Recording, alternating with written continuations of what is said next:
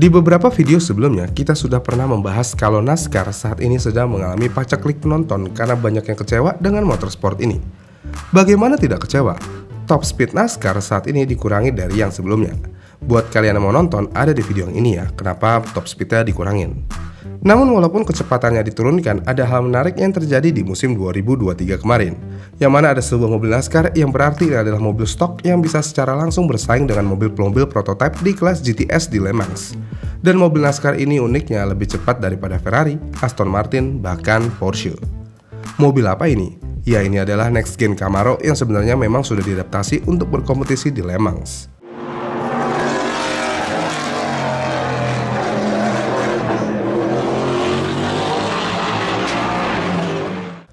Tapi bagaimana semua hal ini bisa terjadi? Jadi yang kita tahu, NASCAR sudah mengalami banyak perubahan belakangan ini dengan mobil yang lebih baru dan aerodinamikanya yang lebih spektakuler. Dan gak sampai itu aja, NASCAR saat ini sudah menggunakan center nuts dan ban yang mirip seperti mobil F1. Selain itu, di mobil NASCAR Next Gen juga sudah menggunakan diffuser, namun diffusernya bukan sembarang diffuser. Karena diffuser ini jenis diffuser baru dan sangat cocok untuk mobil stok. Kenapa hal ini bisa terjadi? Ya, ini bisa terjadi karena NASCAR saat ini lebih sering balapan di trek daripada biasanya. Contohnya, NASCAR saat ini membalap di sirkuit seperti Circuit of the America, Watkins Glen, dan Charlotte Roval. Dengan demikian, mobil stok atau NASCAR bukan sekedar mobil yang bisa belok kiri aja di trek oval yang tiada habisnya. Kenapa ini dilakukan? Ya tentu aja untuk menarik perhatian lebih di motorsport ini. Kemudian untuk menarik perhatian lebih lanjut, NASCAR juga ingin membuktikan bahwa mobil mereka bisa ngebut layaknya mobil-mobil prototipe lainnya dengan cara ikutan balapan prototipe di Le Mans. Untuk mewujudkan impian tersebut, NASCAR bermitra dengan Hendrick Motorsport dan membawa mobil stok ZL1 Camaro ke Le Mans yang memiliki spesifikasi mesin V8 yang memiliki kapasitas 5,8 liter.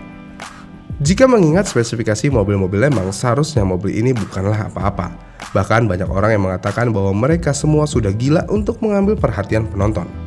Namun dengan cara uniknya ini, NASCAR malah mendapatkan antusias penonton untuk melihat balapan NASCAR di Le Mans. Tapi nggak sedikit juga pembalap profesional yang bertanya-tanya tentang hal ini. Mengapa NASCAR melakukannya? Apa yang akan didapatkan dari itu? Selain itu, banyak orang-orang dan pembalap profesional juga yang khawatir bahwa mobil ini akan cepat di trek lurus tetapi akan lambat di tikungan. Dengan kekhawatiran seperti itu, bahkan penyelenggara Le Mans sampai mengusulkan mengibarkan bendera putih di setiap pos marshal yang dilalui mobil untuk memberitahu kelas lain bahwa mobil NASCAR ini ada di trek yang sama. Apa maksud bendera putih ini? Bendera putih di kompetisi ini bertujuan untuk mengingatkan bahwa ada mobil yang rusak atau mogok yang sedang melaju kembali ke pit stop. Sampai segitunya nih. Namun tim NASCAR tidak mau diremehkan seperti itu, karena pada akhirnya tim ini benar-benar membentuk sebuah tim yang bertujuan untuk menaklukkan Le Mans. Dan tim ini merekrut Mike Rockefeller. Dia adalah juara Le Mans dengan Audi. Selain itu, tim ini juga merekrut legenda NASCAR Jimmie Johnson dan Jenson Button. Dengan line up seperti ini, berarti ini bukanlah untuk mencari kesenangan belaka, karena line up-nya terdiri dari pembalap cepat semua. Dan tim ini masuk dalam kategori Entry Garage 56. Ini adalah kategori entry eksperimental yang sebenarnya sudah ada beberapa kali di kejuaraan ini. Dengan demikian, walaupun balapan di Le Mans, sebenarnya mobil ini tidak membalap dengan kelas lainnya, karena mobil-mobilnya akan membalap di kelasnya sendiri dengan aturan khusus. Misalnya tidak peduli di mana posisi start, dan tim di kelas yang berbeda tetap harus memulai balapan dari belakang grid. Ya cukup ribet sih emang aturan Le Mans. Karena mau bagaimanapun banyak mobil yang membalap di saat yang bersamaan. Lama lagi. Kemudian yang kita tahu di musim 2023 kemarin, walaupun NASCAR sudah bisa balapan di sirkuit, tapi secara harfiah mobil stok akan lebih tertinggal dalam hal kecepatan jika dibandingkan dengan mobil GTA, apalagi mobil LMP2 atau hypercar. Jadi Hendrick Motorsport dan Garage 56 bekerja sama untuk mengembangkan mobil stok yang bisa berfungsi di Le Mans. Dan mereka memiliki aspirasi besar berharap bisa mengalahkan beberapa mobil GTA. Mobil GTA adalah mobil-mobil yang sudah dikembangkan selama bertahun-tahun yang memang tujuannya untuk membalap di Le Mans, yang berarti mobil-mobil ini memiliki banyak downforce dan drag yang sangat rendah. Kenapa harus begitu? Ya karena ini adalah hal yang memang dibutuhkan untuk membalap di Le Mans. Karena Le Mans memiliki trek lurus yang panjang, namun Le Mans sebenarnya cukup unik karena memiliki beberapa lintasan lurus yang super panjang tetapi juga tikungan cepat, dan chicane super ketat. Dengan mengetahui hal tersebut, efisiensi aerodinamis adalah segalanya di Le Mans. Jadi, apa yang tim NASCAR ini akan lakukan dengan mengetahui hal tersebut? Ya tentu aja pertama-tama mobil itu tidak perlu mengikuti buku aturan apapun karena kelasnya tersendiri. Dan pembatasan mesin standar yang berlaku di NASCAR juga dilepaskan, termasuk mesin regulasi NASCAR yang memiliki spesifikasi 500 horsepower dan 670 horsepower tergantung trek, yang berarti Hendrick Motorsport melakukan upgrade besar-besaran pada mesin hingga mesin tersebut bisa mengeluarkan tenaga sekitar 750 horsepower. Dengan spesifikasi tersebut, tentu aja mobil ini memiliki 150 horsepower lebih banyak dari kelas mobil GTA. Namun mobil ini dibatasi RPM-nya agar dapat berjalan dengan kecepatan maksimum dan awet. Ya, ini dilakukan untuk mengurangi stres pada rantai katup. Dengan spesifikasi tersebut dan tenaga yang besar, mobil ini akhirnya memiliki suara yang benar-benar luar biasa mengagumkan.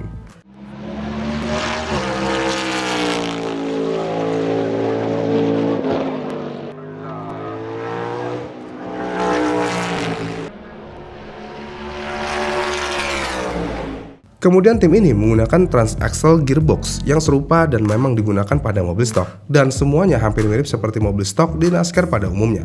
Tapi ketika kita melihat setirnya, mobil ini tidak menggunakan setir yang biasa digunakan di NASCAR, karena mobil ini menggunakan setir bergaya Formula One dengan pedal shift. Dengan semua tenaga yang dimiliki mesin ini bukan berarti teknisi tidak mengalami masalah, karena jika mengingat ini adalah mobil stok yang sudah di-upgrade secara signifikan, mobil ini menjadi terlalu kencang, dan jika terlalu kencang, pengereman akan menjadi masalah utama. Dengan demikian, pengereman diganti dengan karbon yang mana ini tidak digunakan di mobil NASCAR stok. Selain itu, walaupun kebanyakan visualnya mirip, tapi ada perbedaan visual besar lainnya pada mobil ini yang terletak pada aerodinamikanya, yang mana mobil ini memiliki panel penyelaras yang besar di bagian depan, splitter depan yang masif, dan spoiler besar di bagian belakang. Apa gunanya hal tersebut? Ya, tentu aja panel-panel ini bekerja untuk mengarahkan udara ke atas, menciptakan reaksi yang setara untuk mendorong mobil ke bawah. Yang berarti paket aero ini bertujuan untuk menciptakan sebanyak mungkin downforce tanpa kehilangan tampilan NASCAR pada mobil. Tapi pertanyaannya, kenapa masih menggunakan spoiler padahal mobil ini bebas-bebas saja untuk menggunakan sayap belakang yang besar? Ya, ini dilakukan agar tampilannya tidak banyak berubah dari mobil NASCAR pada umumnya. Dan juga dengan spoiler yang cukup besar, mobil ini sudah dapat menciptakan 50% lebih banyak downforce daripada mobil sejenisnya. Kemudian untuk melakukan balap ini, NASCAR juga bekerja sama dengan Goodyear untuk menciptakan ban baru. Kenapa harus pakai ban baru? Ya, karena tim ini memahami bahwa mobil ini akan sangat terbatas di bagian belakang dengan zona tarik di lemang serta tikungan cepat. Jadi jika tim ini menggunakan ban cup standar, tim ini harus melakukan pergantian ban 2 kali lebih sering dibandingkan mobil GTA. Dengan demikian, Goodyear merancang ban khusus yang 2 inci lebih besar di bagian belakang. Selain itu, Goodyear juga menambahkan sensor suhu ban yang sangat cerdas yang dilaminasi ke ban bukan di velg, yang berarti ini lebih ringan dan lebih akurat dalam memberikan data. Kemudian ketika semua sudah siap dan mobil ini memulai balapannya, mobil ini secara mengejutkan bekerja dengan baik pada awal balapan. Tetapi sayangnya, Le Mans langsung menunjukkan kekuatannya. Hujan turun deras, dan jika hujan deras dan mobil dalam kondisi bekerja yang sangat ekstrim, tentu aja beberapa mobil akan mengalami slip dan mereka tergelincir. Namun uniknya mobil NASCAR ini berhasil bertahan. Tetapi tidak lama kemudian masalah utama muncul ketika gearbox mobil ini tiba-tiba meledak. Kenapa bisa meledak? Ya, karena gearboxnya tidak sanggup menahan semua tenaga yang ada di mesin ini. Dan untuk membuktikan kekuatan mesin mobil ini, gearboxnya tidak rusak secara minim, melainkan secara masif, yang mana gearboxnya pecah secara berkeping-keping, bahkan sampai mengeluarkan suara layaknya bom yang sedang meledak. Setelah gearboxnya meledak, tim segera meminta izin untuk mengganti gearbox, dan uniknya tim ini diperbolehkan mengganti gearbox. Kenapa boleh? Ya, karena mobil ini masuk sebagai mobil eksperimental. Dan setelah diperbaiki selama 1 jam di pit stop, mobil ini akhirnya kembali ke lintasan, tetapi dengan masalah gearbox ini membuat mobil ini turun ke posisi 39 secara keseluruhan sebelum menyelesaikan balapan. Namun ya, walaupun demikian mobil ini benar-benar kencang dan bisa dibilang lebih kencang daripada mobil prototype. Kenapa bisa? Ya, karena tidak ada aturan di mobil ini, yang berarti spesifikasinya lebih tinggi daripada kelas utama Le Mans. Dengan adanya kelas ini, Le Mans dapat memberikan tempat yang sempurna untuk mencoba sesuatu yang unik dengan harapan mendorong teknologi ke masa depan. Karena sebelumnya ada juga tim yang mencoba melakukan testing delta wing mereka di Le Mans. Dan itulah ketika ada mobil NASCAR yang membalap di Le Mans. Bagaimana nih menurut kalian? Komen di kolom komentar di bawah ya. Dan jika kalian suka dengan video ini, kalian bisa like dan subscribe channel ini, dan sampai jumpa di video selanjutnya.